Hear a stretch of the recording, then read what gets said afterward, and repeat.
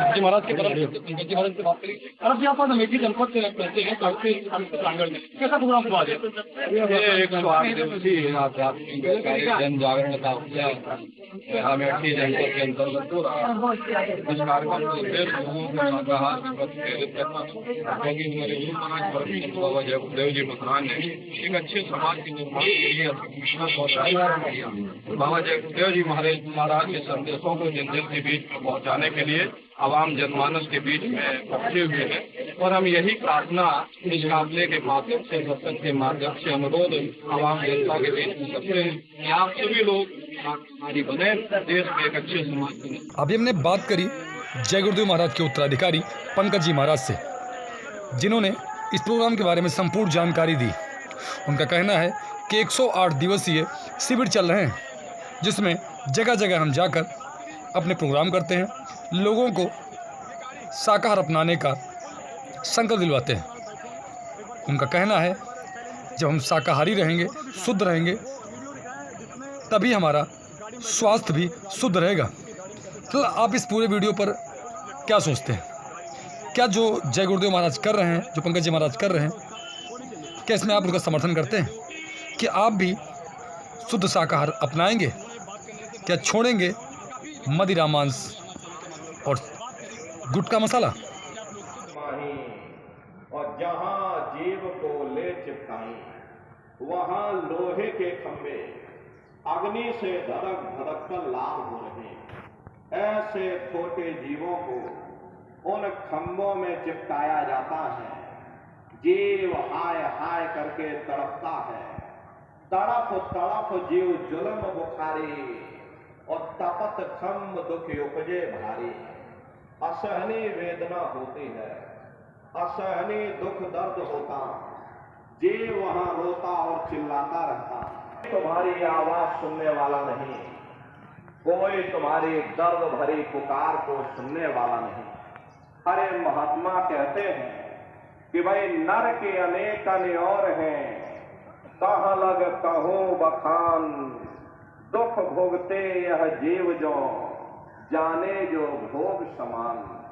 कहते भाई एक नरकों की यातनाओं को भोगता रहता, तुम भी नरक निदान्य है, और पड़े जीव जग जाए पर यमदूत खड़े रहते हैं, नौकदार भालों से प्रहार कर देते हैं। ये फिर उसी में डूब जाता है, युगों युगों तक डूबा रहता।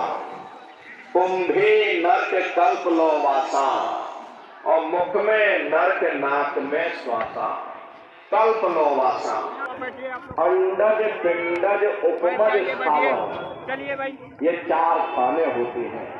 पहली श्रेणी तो इन पेड़ पौधों की आती है, जिनके अंदर पानी का तत्व मौजूद होता है।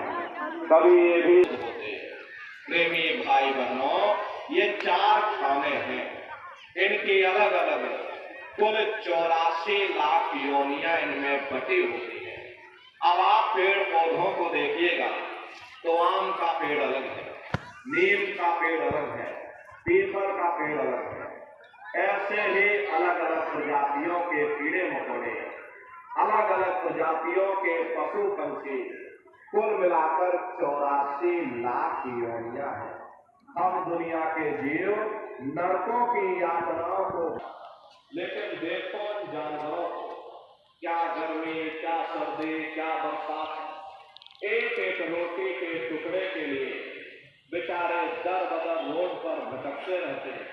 किसी का हाथ कट गया, किसी का पैर कट गया, किसी को जीते जी काट डाला।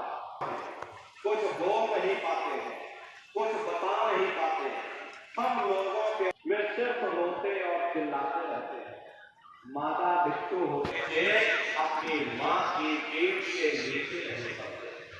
ऐसे न जाने कितने जीव जंतु इस संसार में भरे पड़े हुए दुख और कष्टों को सह रहे हैं। अरे कई जन्म है कीट पतंगा, कई जन्म है नील तिरंगा, कई जन्म पंखी सरसोइयो, और कई जन्म है वर विषयो। मिल जगदीश से मिलन की बढ़िया, और चिरंकार यह देश से बढ़िया। करोड़ों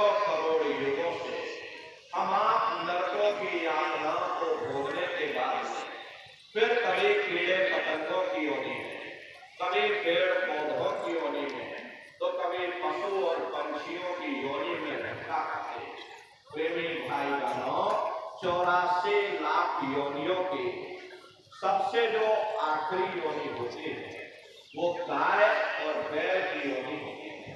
गाय स्त्री का रूप लेते हैं और बैल पुरुष का रूप लेते हैं।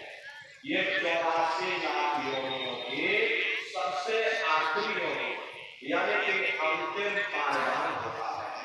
उसके बाद तब जाकर के हम लोगों को दोबारा फिर से मनुष्य शरीर प्राप्त होगा।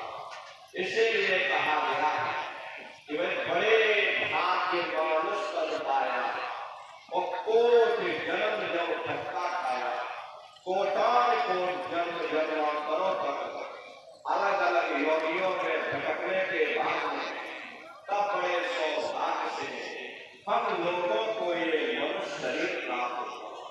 लेकिन बड़े अफसोस की बात है कि जैसे किसी को हीरा मिल गया, उसे हीरे की परख नहीं, उसने हीरे को गधे के गले में डाल दिया के लिए समझते हैं, क्योंकि उन नरकों से, इन 84 से निकलने का केवल एक ही दरवाजा है, वह केवल मनुष्य का शरीर है।